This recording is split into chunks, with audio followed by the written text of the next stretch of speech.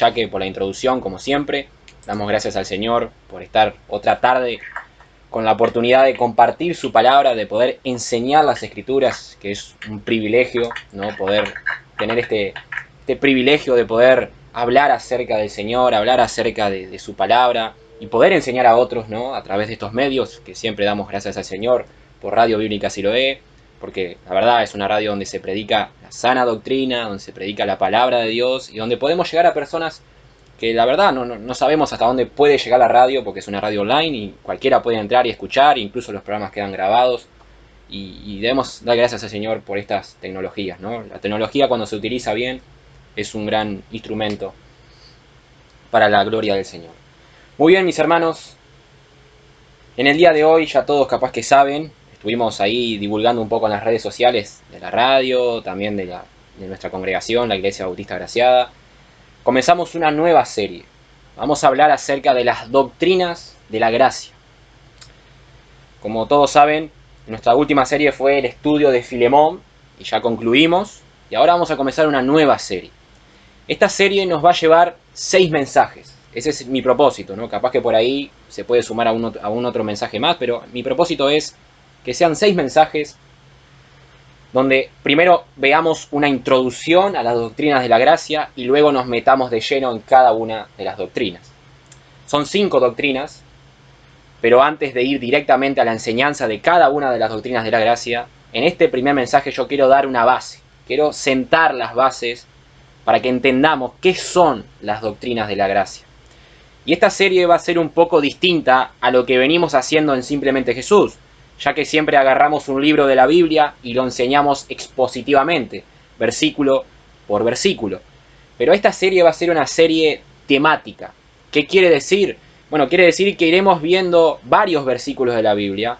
Por eso yo les pido a los hermanos que estén escuchando que tengan una Biblia en sus manos. Siempre es importante que, no importa el estudio bíblico que escuchen, no importa en la iglesia en la que estén, siempre es importante que cuando esté el predicador hablando o el pastor, quien sea, estén con sus Biblias abiertas, escudriñando lo que está diciendo esa persona. Y en Simplemente Jesús no es una excepción eso. Debemos estar siempre con estas Biblias abiertas para ver si lo que estamos diciendo es bíblico o no. Y como esta serie va a ser una serie temática, yo voy a ir citando varios versículos de la Biblia y la idea es que ustedes vayan buscando esos versículos que yo voy citando y iremos viendo las enseñanzas de cada una de estas doctrinas bíblicas. Sin embargo, hoy solamente vamos a ver una introducción.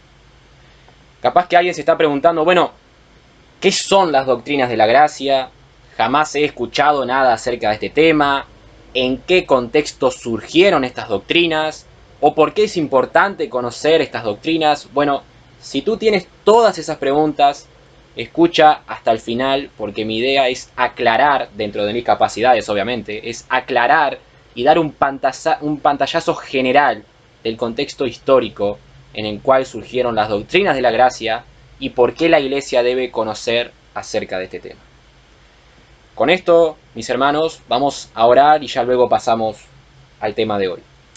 Padre que estás en los cielos, te damos gracias, Señor, por otra tarde en que podemos compartir tu palabra. Gracias por esta nueva serie que vamos a comenzar, Señor, acerca de las doctrinas de la gracia, que son doctrinas profundas, Padre, que están allí reveladas en tu palabra, Señor, y que nos ayudan a conocer un poco más acerca de lo que tú has hecho en nuestras vidas, Señor. Por eso, Padre, te pido que me ayudes a mí a poder enseñar esto, Señor, con la ayuda de tu Espíritu Santo.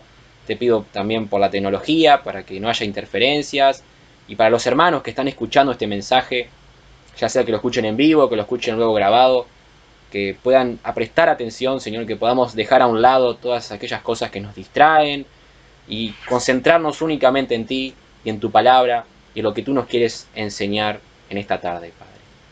Te damos gracias, Señor, y que seas tú hoy hablando a través de tu palabra, Señor. Que seas tú hoy hablando con poder por medio de las Escrituras, Padre. Gracias, Señor. En el nombre de Jesús. Amén. Muy bien, mis hermanos. El mensaje de hoy lo dividí en 2 puntos. Primero vamos a ver un contexto histórico para entender las doctrinas de la gracia y luego vamos a ver la importancia de conocer estas doctrinas. Vamos con nuestro primer punto, el contexto histórico. Primero, lo primero que quiero decir, las doctrinas de la gracia son conocidas como los 5 puntos del calvinismo. Los 5 puntos del calvinismo. Y es importante arrancar por aquí. Tenemos que arrancar hablando de Juan Calvino. ¿Quién era Juan Calvino? Bueno, Juan Calvino era un teólogo y reformador protestante.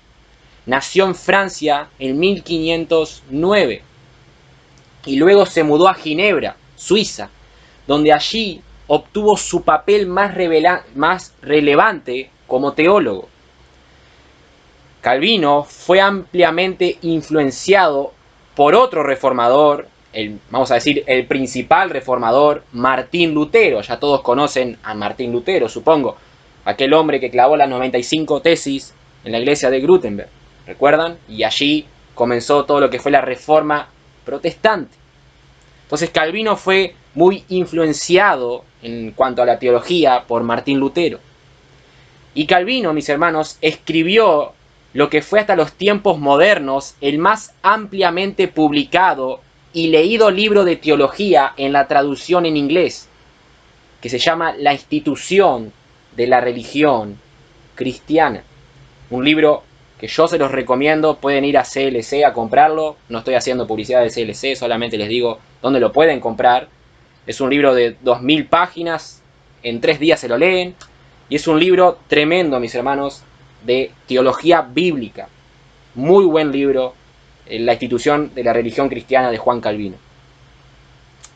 Y Calvino, mis hermanos, tuvo un rol fundamental en la Reforma, porque su nombre se convirtió en sinónimo del movimiento calvinista, a pesar de que él no fue su fundador. Calvino no fundó el movimiento calvinista, pero a través de sus enseñanzas y sus discípulos crearon ese movimiento que luego llamarían movimiento calvinista. Hoy en día hay cristianos que se denominan calvinistas o reformados. Bueno, esos cristianos se identifican con la teología de Calvino. Yo, por ejemplo, y lo digo sin ningún temor, me identifico con la teología reformada calvinista. Y aquí quiero aclarar algo. Nosotros somos cristianos, nos identificamos con Cristo. Podemos tener cierta inclinación a Calvino, a Lutero o a cualquier otro teólogo, pero somos hijos de Dios. Y si alguien me pregunta cómo me defino, yo me defino como cristiano. Yo sigo a Cristo. Luego, si la conversación se vuelve un poco más profunda, allí le cuento que me inclino a la teología reformada o la teología calvinista. Y mis hermanos, Calvino era un hombre muy apasionado por Dios y, en mi opinión, uno de los teólogos más grandes, pero era un hombre pecador, salvado por la gracia de Dios. Y hubo muchas cosas en la vida de Calvino que yo no comparto. Por lo tanto, no hagamos ídolos de las personas. Y eso lo quería aclarar. Ahora, volviendo al tema. ¿Por qué es importante conocer al Calvino? ¿Por qué yo comencé este estudio hablando de Juan Calvino? Bueno, fue gracias a su teología que luego discípulos de Calvino darían a conocer las doctrinas de la gracia, que son los 5 puntos del calvinismo que vamos a enseñar en esta serie. Y al examinar un poco las doctrinas de la gracia e ir a la historia, vemos que fueron una respuesta de la iglesia a los puntos presentados por el grupo de seguidores de Jacobo Arminio. Y ahí entra otra persona que la cual tenemos que hablar también. Jacobo Arminio. ¿Quién era Jacobo Arminio? Jacobo Arminio era un teólogo holandés que estudió en Ginebra a los pies de Teodoro de Beza, otro teólogo. Y mis hermanos, Arminio, siendo profesor de teología en la Universidad de Leiden en 1603, él rechazó las doctrinas calvinistas. Es decir, que él rechazó la teología de Calvino. Y hoy hay otro grupo de cristianos que se denominan arminianos, es decir, que se identifican con la teología de Arminio. Los seguidores de la doctrina de Arminio redactaron un credo que presentaron a las autoridades estatales en Holanda, llamado memorial o plegio de protesta, que estaba firmado por 46 ministros. Por lo tanto, cuando los seguidores de Arminio redactaron este credo y lo presentaron a las autoridades de Holanda, la Iglesia convocó el 12 de noviembre de 1618 el Sínodo de Dort. El sínodo es una reunión, mis hermanos, donde se tocan ciertos puntos teológicos o doctrinales. Es como un concilio, como el que vemos en Hechos capítulo 15. ¿Recuerdan aquel concilio? Que era para debatir si los gentiles debían circuncidarse o no. Y en el versículo 6 de Hechos capítulo 15 dice que se reunieron los apóstoles y los ancianos para conocer de este asunto. Allí se decidió que no era necesario que los gentiles se circuncidaran. Y un sínodo es similar, mis hermanos. Se reúnen personas para debatir y para conocer algunos temas, en este caso temas doctrinales. John Piper, en su libro 5 puntos hacia una experiencia más profunda de la gracia de Dios, se llama así el libro y también lo recomiendo porque es un libro que habla acerca de los 5 puntos del calvinismo. Piper dice lo siguiente acerca del sínodo de Dort. Dice Piper: convocado con el fin de solucionar esta controversia en las iglesias holandesas iniciadas por el surgimiento del arminianismo, Jacobo Arminio, un teólogo, profesor en la Universidad de Leiden, cuestionó la enseñanza de Calvino y sus seguidores en un número de puntos importantes. Después de la muerte de Arminio, sus seguidores presentaron sus posiciones en 5 puntos en la protesta de 1610, que son los 5 puntos del arminianismo, que hablamos anteriormente. Y en este documento, o en estos escritos, los arminianos enseñaron que la elección estaba basada en fe prevista, que la expiación fue universal, que la depravación es parcial, que la gracia es resistible y hay una posibilidad de una caída de la gracia. En los cánones, dice Piper, el sínodo de Dort rechazó estas posiciones y proclamó la doctrina reformada en estos puntos, que son los 5 puntos del calvinismo, los cuales vamos a estudiar aquí: la elección incondicional, la expiación limitada, la depravación total, la gracia irresistible y la perseverancia de los santos. Con esto termino la cita de Piper. Sé que fue un poco complejo entender esto, mis hermanos, pero ahora lo voy a explicar en detalle. Déjenme explicarle lo que Piper menciona aquí, los 5 puntos del arminianismo. Los 5 puntos del arminianismo. Los arminianos, es decir, los seguidores de Jacobo Arminio, creían en estos 5 puntos. Primero, que la elección de Dios se basaba en la fe prevista. ¿Qué quiere decir esto? Quiere decir que Dios escoge a los que se salvan, pero de acuerdo a la fe de ellos. Es decir, que Dios mira de antemano si una persona va a creer en Él, y con base a eso, Él lo escoge. Eso es lo que dicen los arminianos. El segundo punto de los arminianos es la expiación universal. Es decir, que Jesús murió por todas las personas del mundo, incluso por aquellos que estarán en el infierno. El tercer punto es la depravación parcial. Quiere decir que el hombre sin Cristo no está muerto. El pecado, dice Arminio, causó una enfermedad en el ser humano. No causó la muerte, sino una enfermedad. El cuarto punto es la gracia resistible, que quiere decir que cuando Dios llama a un pecador al arrepentimiento y fe, el hombre es capaz de resistir al llamado del Espíritu Santo. Y por último, el quinto punto es la caída de la gracia. Si alguien está en Cristo, mañana puede no estarlo, según este punto, según esta teología. Un cristiano, según la teología arminiana, puede perder su salvación, puede terminar en el mismo infierno. Y luego, mis hermanos, para contrarrestar esos 5 puntos del arminianismo, que como ya vieron no son muy bíblicos, surgieron los 5 puntos del calvinismo, o conocido como las doctrinas de la gracia, que son la elección incondicional, que quiere decir que Dios escoge soberanamente a los pecadores antes de la fundación del mundo, sin mirar de antemano su fe. Dios escoge a los que se salvan según su beneplácito. Así lo dice la Escritura. El segundo punto es la expiación limitada. Jesús murió por aquellos a los cuales Dios escogió antes de la fundación del mundo. No murió por toda la humanidad, sino que murió por los escogidos. El tercer punto es la depravación total. Quiere decir que el pecado causó la muerte en el ser humano. No una enfermedad, sino la muerte. Una muerte espiritual. Por lo cual el hombre no puede escoger a Dios. El hombre no puede escoger a Dios. El cuarto punto es la gracia irresistible. Cuando Dios llama a uno de sus escogidos para arrepentimiento y fe, ese llamado es irresistible. El pecador no puede rechazarlo, sino que el poder de Dios lo atrae a los pies de Cristo. Y el quinto punto es la perseverancia de los santos. Aquellos que son hijos de Dios lo serán eternamente. Ninguna oveja de Dios se perderá. Por lo tanto, la salvación es segura. Estos son los 5 puntos del calvinismo. Es decir, las doctrinas de la gracia que nosotros vamos a estudiar en esta serie. Y en el siguiente mensaje veremos cada una de estas series.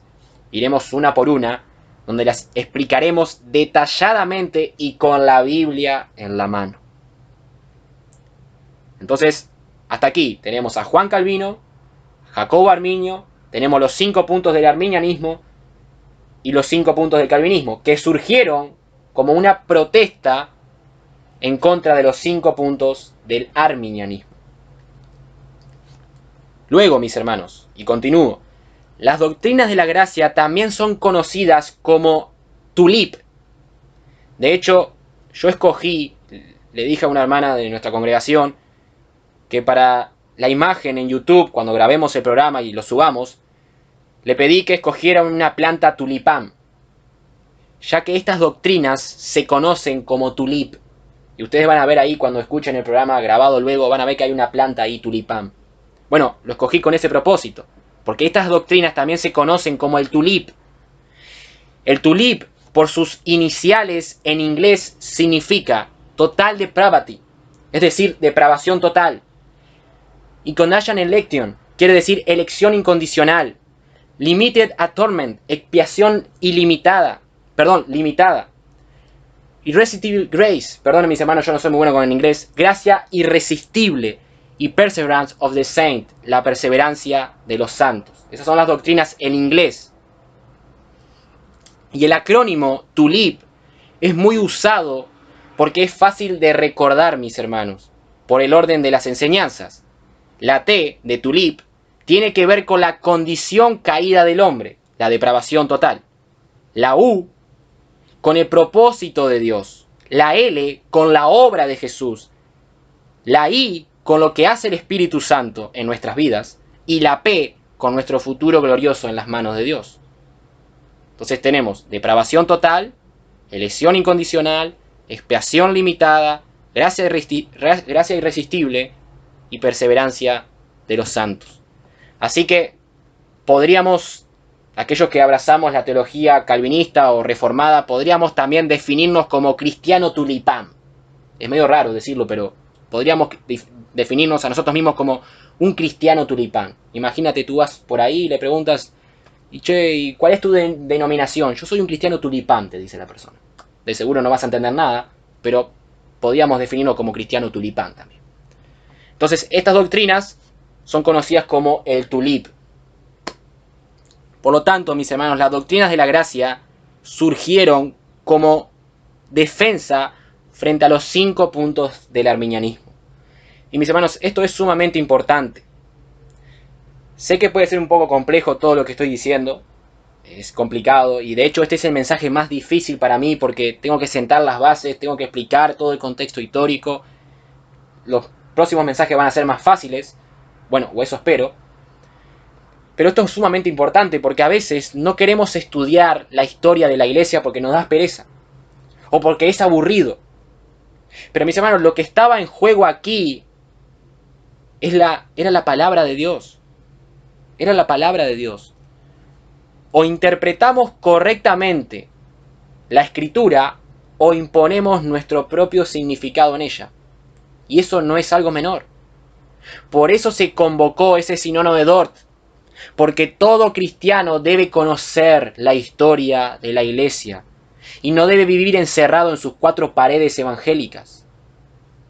La iglesia del Señor tiene una historia y es nuestro deber conocer esa historia.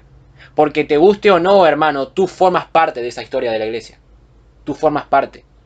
Por lo tanto, un cristiano debe conocer la historia de la iglesia. Hay muchos cristianos que son ignorantes, tanto en la teología como en la doctrina. ¿Saben por qué? Porque no conocen la historia de la iglesia. Y se dejan llevar por una denominación. No, yo soy bautista porque soy bautista. Yo soy pentecostal porque soy pentecostal. Y bueno, si alguien te preguntara, ¿pero por qué te definís como bautista? ¿Qué le dirías? ¿O por qué te definís como pentecostal? ¿O por qué te definís como reformado? Deberías saber responder a esas preguntas, mi hermano, si ya tienes bastante tiempo en la fe. Por eso debemos conocer la historia de la iglesia. Y ahora quiero hacer algunas aclaraciones. El periodista Josué Barrios, en un artículo que él escribió acerca de las doctrinas de la gracia, dijo lo siguiente, y cito: estas verdades no fueron descubiertas, fueron reveladas por Dios. Fin de la cita. Son palabras sencillas las que dice este periodista José Barrios, pero son muy importantes. ¿Por qué? Porque, mis hermanos, estas doctrinas están reveladas en la Biblia. Son doctrinas eternas reveladas por Dios mismo. Si nos ponemos a ver en la historia de la iglesia, los grandes cristianos, hombres y mujeres, creyeron en estas verdades. John Bunyan, John Owen, Jonathan Edwards, Robert Murray, John Newton, Isaac Watts, Charles Spurgeon, Martin Lloyd-Jones, Agustín de Hipona, Tertuliano. Grandes hombres de Dios, grandes mujeres de Dios creían estas verdades. ¿Por qué? Porque estas verdades están reveladas en las sagradas escrituras. Mis hermanos, no hay nada nuevo bajo el sol. Estas doctrinas fueron enseñadas por Dios, no por los calvinistas. Por eso decidí hacer una serie completa de estas doctrinas, porque somos cristianos y estamos en un programa donde se predica la palabra de Dios. De hecho, toda la radio bíblica Siloé tiene como propósito enseñar la palabra de Dios, no importa cuál sea el programa. Y todo lo que hacemos aquí es para dar a conocer el conocimiento de Dios reflejado en las sagradas escrituras. Y estas doctrinas, mis hermanos, es mi deseo que lo que vean, que ustedes puedan ver que estas doctrinas están reflejadas claramente en la Biblia. Claramente en la Biblia. La Biblia habla de la depravación del hombre. La Biblia habla de la elección incondicional. La Biblia habla de la gracia irresistible. La Biblia habla de la expiación limitada. La Biblia habla de la perseverancia de los hijos de Dios. Mis hermanos, es la Escritura que da a conocer estas verdades. Esto no es enseñanza de hombres. No es que Juan Calvino se levantó un día y dijo, bueno, me voy a inventar 5 puntos. O me voy a inventar una teología. No. Esto es enseñanza exclusiva de Dios. Entonces, repito, no fue Juan Calvino quien comenzó a enseñar las doctrinas de la gracia. Fue Jesús. Fue Jesús. Decir que Juan Calvino inventó las doctrinas de la gracia es como decir que Isaac Newton inventó la ley de la gravedad. Y sabemos que no fue así. La ley de la gravedad comenzó en Dios cuando Él creó el mundo. Todo lo que hizo Newton fue describir los principios de la gravedad que habían existido desde el comienzo de la creación. Pero no podemos decir que Isaac Newton creó la ley de la gravedad. Eso no fue así. Entonces, mis hermanos, estas doctrinas que estaremos estudiando fueron enseñadas por Dios y las podemos ver muy claramente en el Antiguo Testamento como en el Nuevo Testamento. Y a medida que nos vayamos metiendo en cada una de las doctrinas, vamos a ir viendo todo eso. Ahora, mis hermanos, quiero que veamos, también me parece importante, que veamos algunas objeciones contra los puntos del arminianismo. Y aquí quiero aclarar, estoy hoy para aclarar muchas cosas, pero el tema que es un tema complejo, el tema de las doctrinas de la gracia, a veces se enseña de una manera que no es muy sana, entonces yo quiero aclarar muchas cosas aquí. Yo no tengo nada en contra de los arminianos, al contrario, tengo muchos hermanos arminianos y de los cuales algunos son mis mejores amigos. Pero hay cosas que no compartimos. Y objetar contra esos puntos que no compartimos no debe significar separación. Porque todos los cristianos, incluso aquellos que tenemos una misma denominación, siempre discrepamos en algo. Entonces quiero dejar en claro que yo no tengo nada en contra de los arminianos. Al contrario, hay hermanos arminianos que yo admiro y que son dignos de imitar. Así que, mis hermanos, veamos algunas objeciones de los 5 puntos que son presentados por la teología arminiana. Primero, la elección basada en la fe prevista. Que habíamos dicho anteriormente que según el sistema teológico arminiano, Dios escoge a los que se salvan según su fe. Es decir, Dios mira de antemano si una persona en su libre voluntad o en su libre albedrío va a creer el mensaje del Evangelio. Eso es lo que dice este punto. Ahora, veamos qué dice la Biblia en cuanto a esto. Por eso quiero que vayan con sus Biblias a Efesios capítulo 1. Efesios capítulo 1, versículos 4 y 5. Efesios capítulo 1, 4 y 5. Repito, según el sistema teológico arminiano, Dios escoge a los que se salvan según su fe. Es decir, que Dios mira de antemano si ellos van a creer en Él. Ahora, miremos lo que dice el apóstol Pablo en Efesios capítulo 1, versículos 4 y 5. Según nos escogió en Él antes de la fundación del mundo, para que fuésemos santos y sin mancha delante de Él, en amor, habiéndonos predestinado para ser adoptados hijos suyos por medio de Jesucristo, según el puro afecto de su voluntad. Creo que es muy claro el pasaje. Pero, mis hermanos, aquí el apóstol dice que Dios nos escogió antes de la fundación del mundo. Y ya está. No hay que agregarle más nada. No es que Dios me escogió porque Él vio que yo iba a creer en Él. ¿Dónde dice eso la Biblia? Lo volvemos a leer. Versículo 4. Según nos escogió en Él antes de la fundación del mundo. Ya está. No dice que nos haya escogido según nuestra fe, sino que dice según el puro afecto ¿de qué? De su voluntad.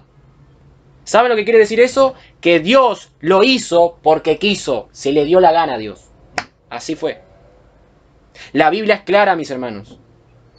Dios quiso escoger a un determinado grupo de personas antes de la fundación del mundo porque Él quiso hacerlo. Y ya está. No dice que Él vio de antemano mi fe, no. El pasaje se interpreta por sí mismo. O le creemos a Dios que nos escogió antes de la fundación del mundo, o agregamos que nos escogió porque vio nuestra fe. Y mis hermanos, si creemos la segunda opción, no hay ningún versículo para confirmar esta postura. No hay ningún versículo que diga, mira, Dios te escogió porque Él vio que tú ibas a escogerlo a Él. No, no hay un versículo. No hay ningún versículo. Además, si Dios nos escoge porque nosotros lo escogemos a Él, no tiene sentido, porque al final es el hombre quien busca a Dios. Si nos dejamos guiar por el sistema teológico arminiano, es el hombre quien busca a Dios, es el hombre quien escoge a Dios. Y ahí ya el hombre tendría algo de qué jactarse.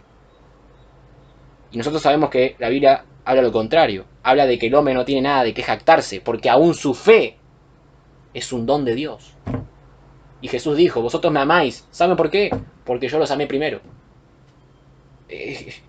No hay mucha complicación en esto, mis hermanos.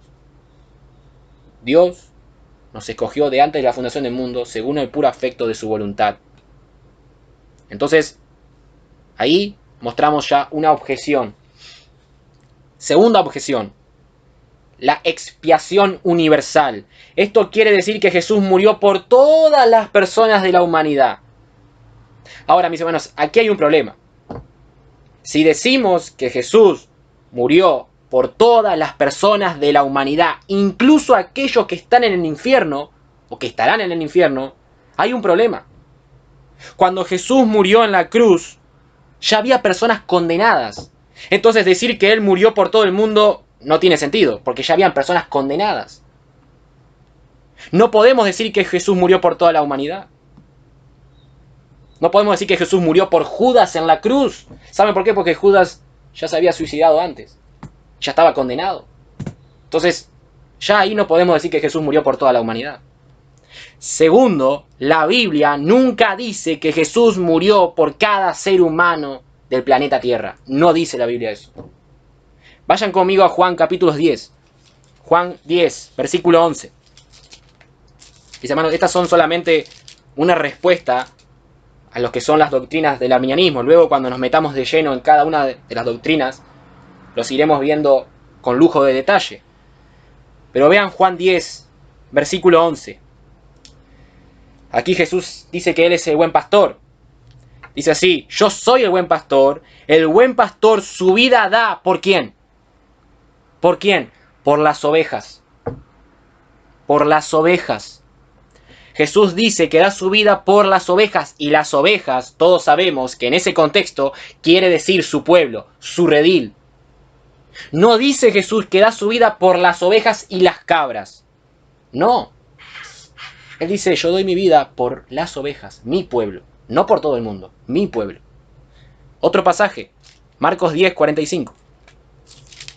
Marcos 10, 45. Marcos 10, versículo 45. Y mis hermanos, yo pido por favor que busquen estos versículos mientras yo los voy citando, para que lo vean en la Biblia. Yo solamente estoy leyendo versículos bíblicos. Marcos 10, versículo 45. Dice así: porque el Hijo del Hombre no vino para ser servido, sino para servir y para dar su vida en rescate. ¿Y qué dice? ¿Dice por toda la humanidad? No. ¿Por qué? Por muchos. Muchos. Y muchos no es toda la humanidad. Muchos es muchos. Es un número incontable. Pero son muchos. No es toda la humanidad. Así que Jesús vino a dar su vida por muchos, no por toda la humanidad. Tercera objeción, la depravación parcial. Quiere decir que el pecado causó una enfermedad. Según Arminio, el pecado no causó la muerte en el hombre. Ahora, veamos Efesios capítulo 2, versículo 1. Efesios 2, versículo 1. Mis hermanos, o el hombre está enfermo por causa del pecado, o está muerto. Una de las dos. Ahora, ¿qué dice la Biblia? Efesios 2.1. Y Él, está hablando de Dios, os dio vida a vosotros cuando estabais, ¿qué? ¿Enfermos, dice? No, muertos en vuestros delitos y pecados.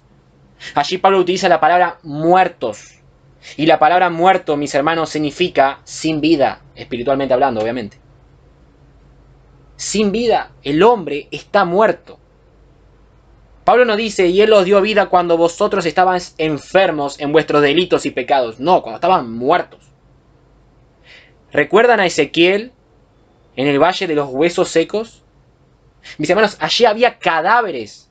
Habían huesos secos en el suelo. Bueno, así está el hombre sin Cristo. Es un hueso seco. Por eso, cuando el Espíritu Santo regenera a un hombre, lo trae a la vida.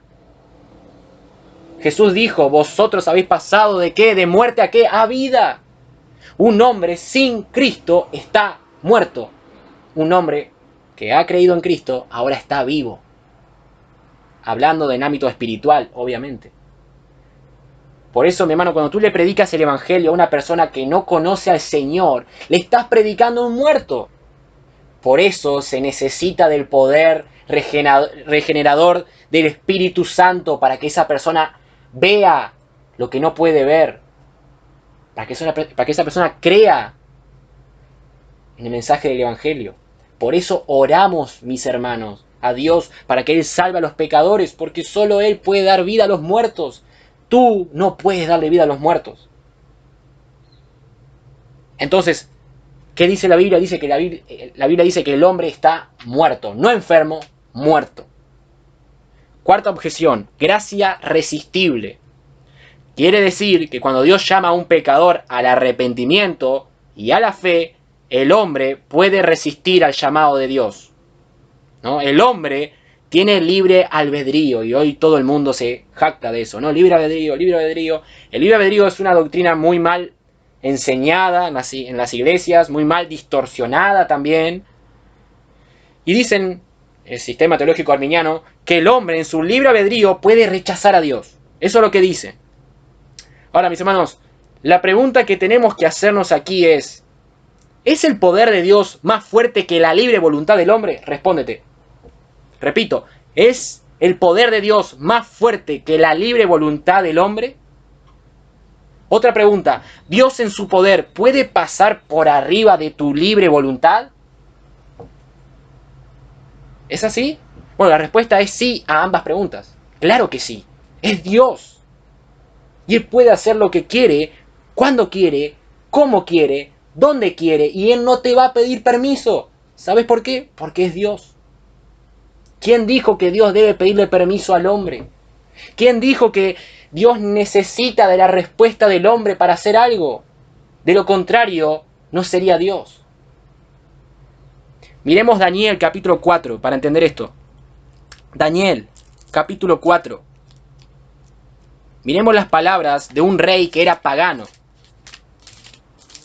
Daniel capítulo 4, versículo 35. Son palabras de Nabucodonosor. Y miren lo que dice. Mas al final del tiempo yo, Nabucodonosor, alcé mis ojos al cielo, y mi razón me fue devuelta, y bendije al Altísimo, y alabé y glorifiqué al que vive para siempre, cuyo dominio es sempiterno, y su reino por todas las edades. Versículo 35. Todos los habitantes de la tierra son considerados como nada. Y Él hace, aquí está lo increíble, según su voluntad en el ejército del cielo y en los habitantes de la tierra. Y no hay quien detenga su mano y le diga, ¿qué haces? No hay ningún ser humano que le pueda decir a Dios, oye Dios, ¿qué estás haciendo? No hay nadie, no te equivoques. Tú no eres Dios. Tú no eres Dios.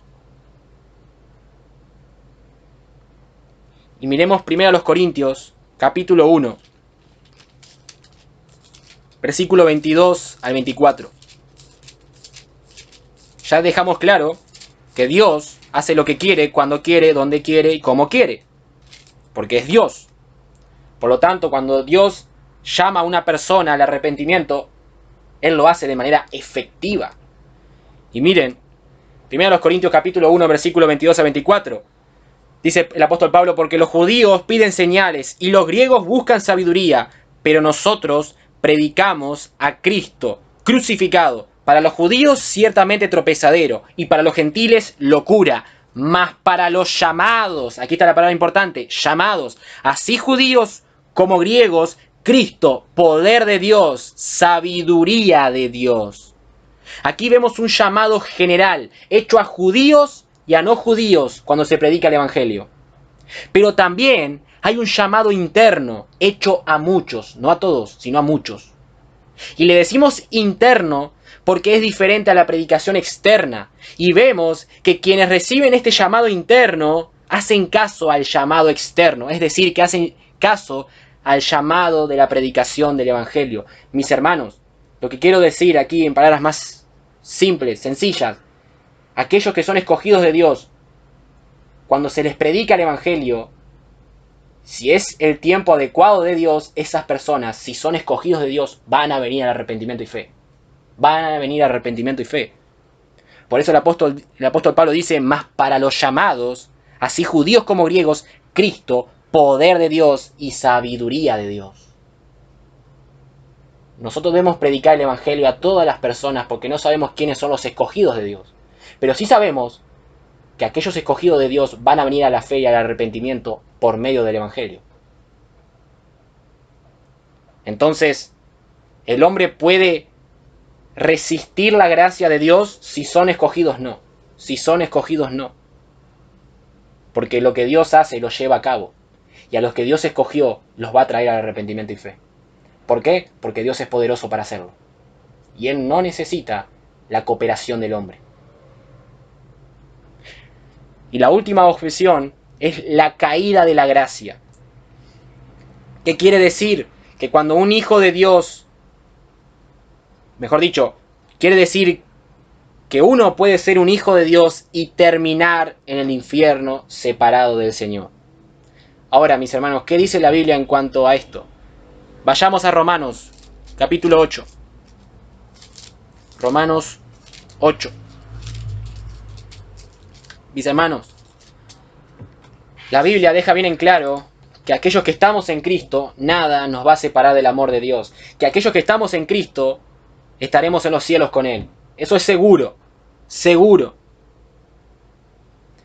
Romanos 8, versículo 35 al 39. Miren lo que dice el apóstol Pablo. ¿Quién nos separará del amor de Dios? ¿Tribulación, o angustia, o persecución, o hambre, o desnudez, o peligro, o espada? Como está escrito, por causa de ti somos muertos todo el tiempo, somos contados como ovejas de matadero. Antes, en todas estas cosas somos más que vencedores por medio de aquel que nos amó. Por lo cual, dice el apóstol Pablo, estoy seguro. ¿De qué estás seguro, Pablo? Hagamos esa pregunta. Pablo, ¿de qué estás seguro? Pablo da la respuesta, que ni la muerte, ni la vida, ni ángeles, ni principados, ni potestades, ni lo presente, ni lo porvenir, ni lo alto, ni lo profundo, ni ninguna otra cosa creada nos podrá separar del amor de Dios que es en Cristo Jesús, Señor nuestro. Ahí tenés. Entonces yo te hago la pregunta, ¿un hijo de Dios puede terminar en el infierno? ¿Puede perder su salvación? ¿Puede perder el amor de Dios? De ninguna manera. Porque Pablo dice que ninguna cosa creada nos podrá separar del amor de Dios. Tú eliges. O le crees al apóstol Pablo o le crees a lo que otros dicen.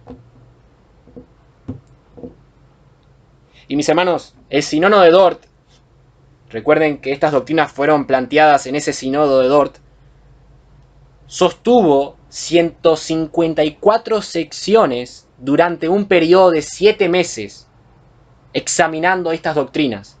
Pero al final no se pudo encontrar ninguna base sobre la cual reconciliar el punto de vista arminiano. Mis hermanos, estuvieron 7 meses, hombres, teólogos, pastores, ministros del Evangelio, 7 meses estudiando estos 5 puntos, a ver si eran bíblicos, y dijeron, no, de ninguna manera, es imposible decir que estos 5 puntos son bíblicos. Contradicen lo que dice la Biblia. Por eso, el sínodo de Dort formuló sus 5 puntos, los 5 puntos del calvinismo, que son lo que nosotros vamos a estudiar. Y surgieron como para contrarrestar al sistema arminiano, afirmando así la postura sostenida por la Reforma y formulada por el teólogo francés Juan Calvino. Entonces, mis hermanos, yo sé que algunos podrían estar con muchas preguntas, incluso diciendo, bueno, esto para mí no es bíblico lo que estás diciendo, Johan, no estoy de acuerdo contigo. Bueno, mi hermano, yo te invito a que escuches estos mensajes con la Biblia en la mano. Yo hasta ahora, si se han dado cuenta, solamente he leído versículos bíblicos, no he hecho más nada. Solamente he leído versículos bíblicos y he mostrado algunas objeciones a los 5 puntos del arminianismo. Y he leído solamente versículos bíblicos. La palabra de Dios clara. Yo no voy a convencer a nadie. Es la palabra de Dios que convence. Y quiero contar algo más antes de pasar a mi segundo punto. Quiero contarles mi testimonio, porque me parece también importante que se los cuente. Yo antes no creía en estas doctrinas de la gracia, sino que al contrario me oponía a ellas. Recuerdo la primera vez que escuché las doctrinas de la gracia fue a través de un pastor que yo escucho mucho. Es el segundo pastor que yo más escucho. El primer pastor que yo más escucho es mi pastor, Daniel Salmantón. Pero el segundo pastor que yo más escucho es Sugel Michelén. Y escuché estas doctrinas de un estudio de ese pastor. Y al principio me enojé mucho diciendo, no, esto no puede ser así. Esto cambia todo lo que yo pienso acerca de Dios y acerca de la salvación. No, me opongo a estas doctrinas. Pero comencé a leer más y más y más las escrituras y dije, bueno, la Biblia es clara. O creo lo que yo quiero creer, o le creo a Dios. Así de simple. Y así es en la vida, mis hermanos. O tú le crees a Dios, o tú crees lo que tú quieres creer. Pero la palabra de Dios es simple. Simple en el sentido que es clara. Y Dios me fue mostrando la verdad. Y fue un gozo, mis hermanos, ver estas doctrinas, porque la verdad, yo vi la grandeza de Dios. Yo vi la grandeza de Dios al estudiar estas doctrinas. Y fue como un cambio en mi vida. Yo ya conocía al Señor, pero al conocer estas doctrinas y estudiarlas en la palabra de Dios fue como que wow. Empecé a ver más la grandeza de Dios. A veces es difícil aceptar ciertas verdades, sobre todo cuando esas verdades cambian ciertas cosas en nuestras vidas que creíamos y que no eran tan así como nosotros suponíamos. Pero mis hermanos, la Biblia hace eso. Nos enseña cada día acerca de Dios y muchas veces eso derrumba todos nuestros principios de vida o conceptos teológicos y doctrinales, porque nos muestra que estábamos equivocados en muchas cosas. Todos venimos a la Biblia con cierta interpretación y cierta influencia doctrinal, todos. Por eso debemos pedirle a Dios en oración que nos haga humilde para abrazar su verdad, incluso si esa verdad choca con nuestros principios. A veces somos muy orgullosos. Y cuando vemos la palabra de Dios y vemos que la palabra de Dios nos muestra algo distinto a que nosotros creemos, decimos, no, algo debe andar mal aquí. No, mi hermano, el que anda mal eres tú. Debemos estar dispuestos a abrazar la verdad de Dios, incluso si esa verdad se opone a lo que nosotros creíamos. Y estas doctrinas, mis hermanos, tienen la peculiaridad de transformarte, aún ya siendo un hijo de Dios. Sobre todo si es la primera vez que las escuchas. Y puede ser que hayan personas ahora que nos estén escuchando, o que vayan a escuchar luego el mensaje, que sea la primera vez que escuchen acerca de las doctrinas de la gracia. Y van a empezar a ver a Dios en el centro de todo. El apóstol Pablo dijo en la primera carta a los Corintios, estoy parafraseando, él dijo que él les dio de beber leche y no carne, porque aún no eran capaces. ¿Recuerdan allí? En la primera carta a los Corintios. Y el autor de Hebreos dijo algo similar, dijo que estaba triste porque los lectores de Hebreos no habían madurado en la fe. Seguían con las cosas rudimentarias, las cosas básicas de la fe, cuando en realidad ya tendrían que haber pasado a cosas más profundas. Y estas doctrinas, mis hermanos, son profundas. Capaz que no todos estamos preparados para esta enseñanza. Y no me malinterpreten, no estoy diciendo que estas doctrinas son para eruditos bíblicos, no. A lo que me refiero es que capaz que hay alguien que recién está comenzando en la fe. Y lo bueno de esto, mis hermanos, que todo esto queda grabado. Y cualquier persona luego puede entrar a escuchar este mensaje. Así que, hermano o hermana, si aún no estás preparado espiritualmente para estas verdades, tranquilo, no te sientas mal. Todo tiene su tiempo. Y cuando uno recién comienza en su caminar con Cristo, no es bueno ni sano que empiece a estudiar todo así de golpe, sino que vaya de a poco, de lo básico. Yo conocí estas doctrinas ya con un tiempo ya caminando en el Señor. Entonces, no nos queramos poner locos en conocer toda la verdad de Dios así de golpe, no, vayamos de a poco. Pero aquellos que ya tenemos años caminando en el Señor, es necesario que comencemos a tener un alimento más sólido, más profundo de la palabra de Dios. Hay personas que tienen años en la fe, años en el Señor, y conocen muy pocas cosas. ¿Por qué? Y porque todavía no han madurado lo suficiente. Y eso es triste, mis hermanos. Es triste ver a cristianos que no hayan madurado en la fe, no hayan madurado en su conocimiento de Dios. Y repito, estas doctrinas son profundas, son profundas. Son esas doctrinas que uno empieza a excavar y a excavar y a excavar y termina sacando oro, oro puro. Y así es la palabra de Dios. Cuanto uno más se adentra a la palabra de Dios, cuanto uno más profundiza la palabra de Dios, wow, uno saca cosas increíbles allí. ¿A cuántos les ha pasado que leen un pasaje de la Biblia y dentro de un año lo vuelven a estudiar y ven cosas que la primera vez no vieron? Y así es la palabra de Dios. Siempre hay algo nuevo para enseñarnos. Entonces, mis hermanos, aquí yo ya terminé mi primer punto. El mensaje de hoy es largo, pero ya terminé mi primer punto, el contexto histórico para entender las doctrinas de la gracia. Y ahora voy a mi segundo punto. Y les pido permiso que me voy a tomar un poco de té, pues se me seca la garganta. Muy bien. El segundo punto es la importancia de conocer estas doctrinas. La importancia de conocer estas doctrinas. ¿Por qué es importante que un cristiano conozca estas doctrinas? Bueno, primero porque están en la Biblia. Así de simple. Y nosotros estamos llamados a conocer, estudiar y meditar en la palabra de Dios.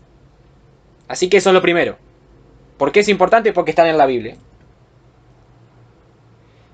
Pero yo quiero que veamos aquí dos encabezados de por qué es importante estudiar estas doctrinas o conocer estas doctrinas. Primero, por la soteriología. Por la soteriología. ¿Qué es la soteriología? La soteriología es el estudio de la doctrina de la salvación. Es el estudio de la doctrina de la salvación revelado en la palabra de Dios, obviamente. Y las 5 doctrinas de la gracia, mis hermanos, nos ayudan a ver de una manera más clara y bíblica lo que Dios ha hecho en nuestras almas. Cómo Él nos ha salvado. Todas estas doctrinas están dentro del estudio de la soteriología, del estudio de la salvación. Si queremos conocer, si queremos crecer en nuestro conocimiento de Dios, no hay mejor cosa que estudiar la soteriología. Es decir, conocer lo que la Biblia nos dice acerca de la salvación de los pecadores. Mis hermanos, es mi deseo que al estudiar estas doctrinas nosotros comprendamos de una manera más clara y precisa lo que Dios ha hecho con nosotros en cuanto a la salvación de nuestras almas. Hay gente que solamente te puede decir, Jesús murió por mí y ya está. Listo. No me preguntes más nada porque no tengo idea. Jesús murió por mí y ya está. Y no avanzan más de eso. Y es verdad, Jesús murió por mí. Pero ¿qué más? Hay algo más, mis hermanos. La cruz tiene un significado aún más grande. La salvación tiene un significado más grande que solamente decir Jesús murió por mí. Eso es lo básico para ser salvo. Pero como cristianos debemos ir más profundo, adentrarnos en las maravillas de Dios. Miren 2 de Pedro, vayan conmigo a 2 de Pedro 3:18. 2 de Pedro, capítulo 3, versículo 18. Dice el apóstol Pedro, antes bien, creced en la gracia y ¿qué? Y el conocimiento de nuestro Señor y Salvador Jesucristo. A Él sea la gloria ahora y hasta el fin de la eternidad. Amén. Pedro es bien claro. Le dice a sus hermanos, creced en la gracia y en el conocimiento de nuestro Salvador. Mis hermanos, nosotros debemos ser cristianos que estemos constantemente creciendo en el conocimiento de Dios. Hay personas que conocen muchísimas cosas, pero cuando le preguntas acerca de la palabra de Dios, prácticamente se quedan callados. Y es triste ver cristianos que pasan horas estudiando cosas, viendo cosas, pero la palabra de Dios, allí son perezosos. Eso es triste. Es triste. Entonces, mis hermanos, debemos crecer todos los días en el conocimiento de Dios. Cuando veamos la depravación total, vamos a ver la verdadera condición del hombre. Cuando veamos la elección incondicional, vamos a ver el amor eterno de Dios. Cuando veamos la expiación definida, vamos a ver el objetivo de Cristo en la cruz. Cuando veamos el llamamiento eficaz, vamos a ver el inmensurable poder de Dios. Cuando veamos la gracia que preserva, vamos a ver el final que nos espera al lado de Dios. ¿Y saben qué? Todo esto me ayuda a conocer mejor a mi Dios Trino, al Padre, al Hijo y al Espíritu Santo. Y todo esto me va a ayudar a caminar de una manera más santa e íntima al lado de mi Señor. El que dijo que la doctrina no sirve para el caminar diario es un necio y un ignorante. Todos los hombres de Dios, mujeres de Dios, que vemos en la Biblia, que caminaron con el Señor, eran mujeres y hombres con una buena doctrina, con un buen conocimiento de Dios. Y eso los llevaba a caminar de una forma santa, íntima, justa, piadosa al lado de su Señor. Entonces decir que la doctrina no importa es una mentira. Entonces, ¿por qué es importante conocer estas doctrinas? Primero, por la soteriología. Por la soteriología. Y segundo, por la gloria de Dios. Por la gloria de Dios.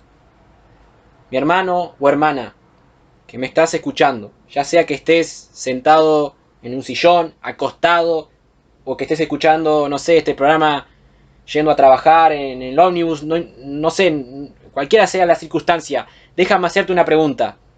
Y esta pregunta es fundamental. Esta pregunta es una muestra de si tu vida espiritual es saludable o no. Y aquí hago la pregunta: ¿por qué Dios hace todo lo que hace?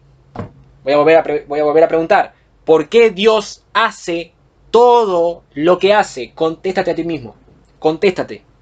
¿Por qué Dios hace todo lo que hace? Bueno, la respuesta es que Dios hace todo lo que hace para su gloria. Ahí está la respuesta. Alguno dirá: bueno, qué Dios orgulloso este. Pero miremos algunos pasajes de la Escritura. Miremos. Isaías 43:7. Dice el profeta: todos los llamados de mi nombre, para gloria mía, los he creado, los formé y los hice. ¿Vieron lo que dice Dios aquí en Isaías?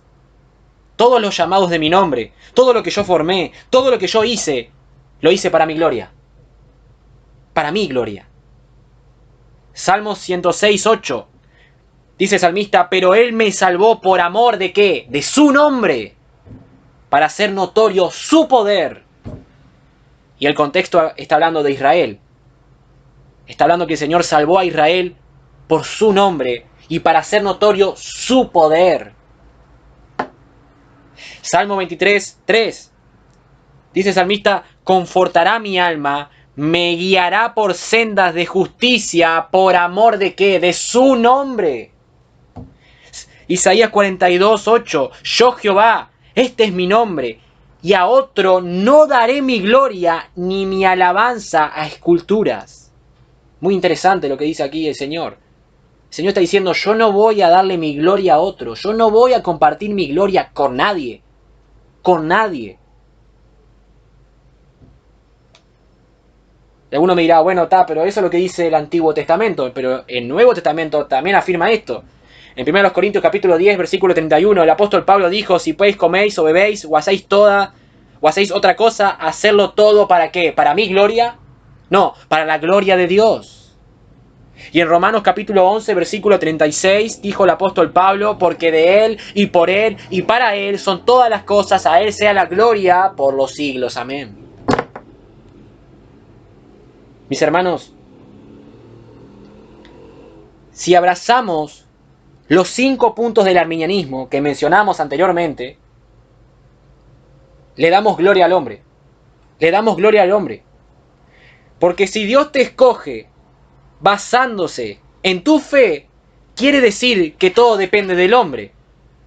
Si tú dices que puedes resistir al llamado de Dios, le das gloria al hombre. Porque estás diciendo que el poder del hombre es superior al poder de Dios. Si tú crees que la salvación depende de tus buenas obras para no perderte en el infierno, le das gloria al hombre.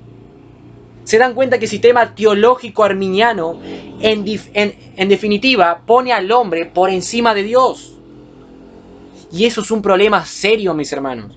Porque la Biblia nunca afirma eso, sino que al contrario. Toda la gloria es de Dios. Según los arminianos, Dios hace su parte y el hombre hace la suya. Pero mis hermanos, la salvación es toda una obra de Dios, toda. Es una obra exclusiva de Dios. ¿Saben por qué? Porque Él no comparte su gloria con nadie. Si la salvación es 50% Dios, 50% el hombre, ahí ya no le estamos dando toda la gloria a Dios, sino que al contrario, le estamos dando la mitad de la gloria a Dios y la otra mitad al hombre. Y eso no es bíblico. Las doctrinas de la gracia nos muestran lo contrario. Le dan toda la gloria a Dios. Y aquí es un punto a favor de por qué creemos estas doctrinas. Porque le dan la gloria a Dios. Dejan en claro que toda la salvación es una obra de Dios. Dios planeó la salvación. Jesús la llevó a cabo. Y el Espíritu Santo la aplicó a nuestras vidas. Y a lo largo de la serie, mi otro deseo es que ustedes vean la gloria de Dios en cada doctrina. Mis hermanos, y yo oro al Señor cada vez que voy a enseñar, pero sobre todo en esta serie, mi deseo es que ustedes vean la gloria de Dios, queden en boca abierta viendo la gloria de Dios. Nosotros no podíamos salvarnos. Si Dios no interviene en la vida de un pecador, no se salva nadie. Jonathan Edwards decía, el puritano Jonathan Edwards, los que han recibido salvación deben atribuirla a la gracia soberana sola, esa palabra es fundamental, sola, y darle toda la alabanza a Él. Eso es lo que decía Edwards. Mis hermanos, toda la salvación es una obra de Dios, toda. Vos no participás en la salvación. Perdón que te lo diga, pero vos no participás en la salvación.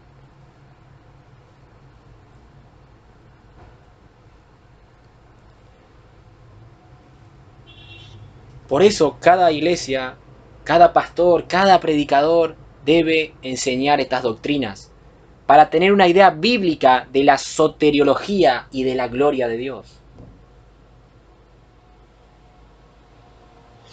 Les voy a leer una frase que me gustó mucho de James Montgomery Boyce, así se llama, y él dijo un poco antes de su muerte estas palabras, y voy a citar: tener una visión elevada de Dios significa algo más que dar gloria a Dios. Significa dar gloria a Dios solo. Solo. Repito, la palabra solo es fundamental. Y continúa diciendo Boyce, esta es la diferencia entre el calvinismo y el arminianismo. Mientras que el primero declara que solo Dios salva a los pecadores, el segundo, el arminianismo, da la impresión de que Dios les permite a los pecadores tener alguna participación en la salvación. El calvinismo presenta la salvación como obra del Dios Trino, la elección del Padre, la redención por el Hijo y el llamado por el Espíritu Santo. Además, cada uno de estos actos salvíficos, dice Boyce, está dirigido a los elegidos, asegurando así infaliblemente su salvación. Por el contrario, el arminianismo ve la salvación como algo que Dios hace posible, pero que el hombre hace realidad. Esto se debe a que los actos salvíficos de Dios son dirigidos a diferentes personas.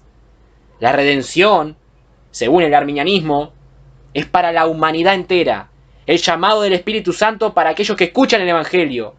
Más restringido aún, la elección del Padre es solo para aquellos que creen en el Evangelio. Sin embargo, en ninguno de estos casos, redención, llamado, elección, dice Boyce, Dios asegura la salvación de un solo pecador. El resultado inevitable es que en lugar de depender exclusivamente de la gracia divina, la salvación depende parcialmente de una respuesta humana. Y ahí está el error del arminianismo. Así que cuando el arminianismo está dispuesto a darle la gloria a Dios, cuando se trata de la salvación, no está dispuesto a darle toda la gloria. Divide la gloria entre el cielo y la tierra. Porque si lo que en última instancia marca la diferencia entre ser salvo y estar perdido es la habilidad del hombre de escoger a Dios. Entonces, en esa medida, Dios es despojado de su gloria, dice Boyce. Sin embargo, para concluir, dice este hombre, Dios mismo ha dicho, mi gloria, pues, no le daré a otro. Fin de la cita. Preciosa cita, mis hermanos. Porque deja bien en claro lo que un sistema teológico abraza y lo que otro sistema teológico cree. Entonces, mis hermanos, la pregunta que tenemos que hacernos es, ¿estamos dispuestos a darle toda la gloria a Dios en lo que tiene que ver con nuestra salvación? El Dios Trino, mis hermanos, se lleva toda la gloria en lo que respecta a la salvación. Y antes de terminar, antes de pasar a la conclusión, vayan conmigo a Efesios capítulo 1, para que veamos esto. Sé que el mensaje fue largo, mis hermanos, pero espero que los próximos mensajes no sean tan largos, pero bueno, hoy tenía que dar todo este contexto. Efesios capítulo 1. Quiero que vean cómo las tres personas de la Trinidad actúan, participan en la salvación. Y para que vean que toda la gloria en lo que tiene que ver con la salvación se la lleva el Dios Trino. Nuestro Dios es un Dios Trino. Creemos en la Trinidad. El Padre, el Hijo y el Espíritu Santo. Y los tres son un solo Dios, no son tres dioses, un solo Dios. Y el Dios Trino se lleva toda la gloria. Miren cómo el apóstol Pablo en Efesios 1 presenta la Trinidad en cuanto a la salvación. Efesios 1, mis hermanos, es un pasaje que todo cristiano debería quedar boca abierta a la hora de leerlo. Si tú nunca quedaste asombrado, impactado al leer Efesios 1, es porque tú nunca leíste bien Efesios 1. Efesios capítulo 1. Vamos a leer el versículo 3. Pablo comienza hablando del Padre. Dice, bendito sea el Dios y Padre de nuestro Señor Jesucristo, que nos bendijo con toda bendición espiritual en los lugares celestiales en Cristo, según nos escogió en Él antes de la fundación del mundo, para que fuésemos santos y sin mancha delante de Él, en amor, habiéndonos predestinado para ser adoptados hijos suyos por medio de Jesucristo, según el puro afecto de su voluntad, para la alabanza de la gloria de su gracia, con la cual nos hizo aceptos en el amado. Hasta ahí, el apóstol Pablo habla del Padre. ¿Y qué dice? Que el Padre nos escogió antes de la fundación del mundo. Mis hermanos, Dios el Padre ideó, planeó la redención. Vamos a decir, planeó el plan de salvación, de cómo los hombres se iban a salvar. Y Él escogió a un determinado número de personas antes de la fundación del mundo. Y ahora el apóstol Pablo pasa al Hijo. Ya habló del Padre, ahora habla del Hijo. Versículo 7. En quien tenemos redención por su sangre. Está hablando de Jesús. El perdón de los pecados según las riquezas de su gracia, que hizo sobreabundar para con nosotros en toda sabiduría e inteligencia, dándonos a conocer el misterio de su voluntad según su beneplácito, el cual se había propuesto en sí mismo, de reunir todas las cosas en quien, en Cristo, en la dispensación del cumplimiento de los tiempos, así la que están en los cielos como la que están en la tierra, y en Él, en Jesús, asimismo tuvimos herencia, habiendo sido predestinados conforme a propósito de que hace todas las cosas según el designio de su voluntad, a fin de que seamos para la alabanza de su gloria, nosotros los que primeramente esperábamos en Cristo. Hasta ahí, el apóstol Pablo ahora habla del Hijo, de la segunda persona de la Trinidad, diciendo de que Él llevó a cabo la redención por medio de ¿qué? De su sangre. Entonces, Dios el Padre nos escoge antes de la fundación del mundo, Él idea el plan de salvación y el Hijo lo lleva a cabo. El Hijo lleva a cabo la redención allí en la cruz del Calvario. Y ahora el apóstol Pablo en los últimos versículos 13 y 14 habla del Espíritu Santo, de la tercera persona de la Trinidad. Miren lo que dice. Versículo 13. Versículo 14, perdón. 13 y 14. En Él también vosotros, habiendo oído la palabra de verdad, el evangelio de vuestra salvación, y habiendo creído en Él, fuisteis sellados. ¿Con quién? Con el Espíritu Santo de la promesa, que es las arras de nuestra herencia hasta la redención de la posesión adquirida para la alabanza de su gloria. Aquí el apóstol ahora habla de la tercera persona de la Trinidad y cómo la tercera persona de la Trinidad aplica esa salvación a nuestras vidas. ¿Se dan cuenta, mis hermanos? Padre, Hijo, Espíritu Santo, los tres intervienen en nuestra salvación. Y los tres, este Dios Trino, se lleva toda la gloria. Tú y yo no participamos. de esa gloria, mis hermanos. ¿Te das cuenta que hasta el versículo 14 de todo Efesios 1 nunca habla acerca de la responsabilidad del hombre, nunca habla de que el hombre cree, nunca habla de que el hombre en su libre albedrío? No, es todo obra de Dios, todo obra de Dios, del Padre, del Hijo y del Espíritu Santo. Ahora sí, mis hermanos, para terminar, si hay alguno que piensa, bueno, estas doctrinas a mí no me interesan, o prefiero mostrarme parcial a esto, es decir, yo no abrazo ni el arminianismo, ni el calvinismo, me da igual. Bueno, si tú piensas así, ten cuidado. Porque aunque tú te quieras mostrar parcial, siempre vas a caer en una de las dos interpretaciones. O tú abrazas el sistema teológico arminiano, o abrazas el sistema teológico bíblico. Pero en una de las dos te vas a inclinar. Entonces, eso de mostrarte parcial no va a funcionar. Y mi hermano, tú tienes que hacerte una pregunta. Como la que dije anteriormente, ¿estás dispuesto a darle toda la gloria a Dios en lo que tiene que ver con la salvación? ¿O estás dispuesto a darle 50% y el otro 50% a ti? Si queremos crecer en santidad y en una vida íntima con Dios, debemos conocer estas verdades, mis hermanos. Porque cuanto más conozcamos de Dios y de lo que Él hizo a favor de su pueblo, más intimidad y más cercanía tendremos con Él. Y para aquellos que no conocen al Señor, alguno podría decir, bueno, ¿para qué me sirve a mí esta serie?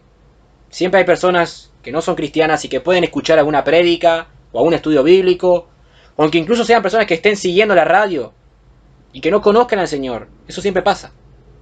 Incluso en las iglesias también. Bueno, yo te invito, amigo o amiga, a que escuches la serie. Porque a través de estos mensajes iremos viendo lo que Dios hace en la vida de los pecadores, cómo Él los salva. Y confío firmemente en el poder de Dios para que abra tus ojos y veas tu verdadera condición y acudas a Cristo.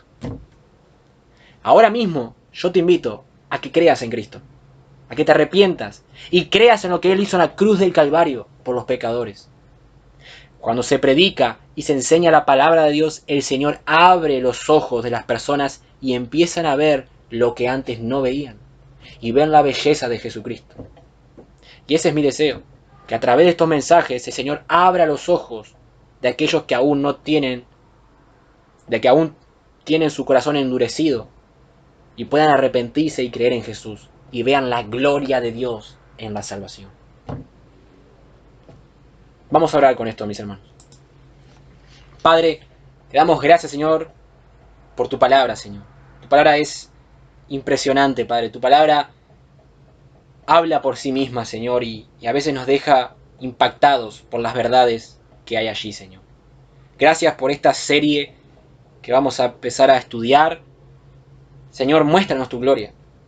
Hay muchos que ya conocemos estas doctrinas, otros que no las conocemos, otros que estamos capaz que confundidos, pero no importa, porque tu palabra siempre transforma, siempre transforma. Y yo pido, Padre, que a través de esta serie nos transformes a todos nosotros, para que podamos ver más tu gloria, para que podamos ver más tus maravillas, para que podamos ver más esas grandes doctrinas, grandes verdades que han sido reveladas en tu palabra, Señor. Porque tú lo dejaste allí en tu palabra con el propósito de que las conozcamos, con el propósito de que esas verdades nos transformen cada día más a la imagen de Jesús, Padre. Te damos toda la gloria a ti, Padre, porque toda la salvación es obra tuya. Nosotros no participamos, Padre. Todo es obra tuya. Tú planeaste la salvación. Cristo la llevó a cabo y el Espíritu Santo la aplicó en nuestras vidas, Señor. Y nosotros tenemos una relación contigo, Padre, hoy. Disfrutamos de ti. Y te pedimos, Señor, para que seas tú hablando a través de tu palabra a lo largo de esta serie. Gracias, Señor. Si hay alguien que no te conoce, que escuchó este mensaje, Padre, ábrele los ojos para que pueda ver su necesidad de un Salvador, para que pueda ver su pecado y pueda ver a Cristo, pueda ver la cruz y creer y ser salvo, Padre. Gracias, Señor. En el nombre precioso de Jesús. Amén.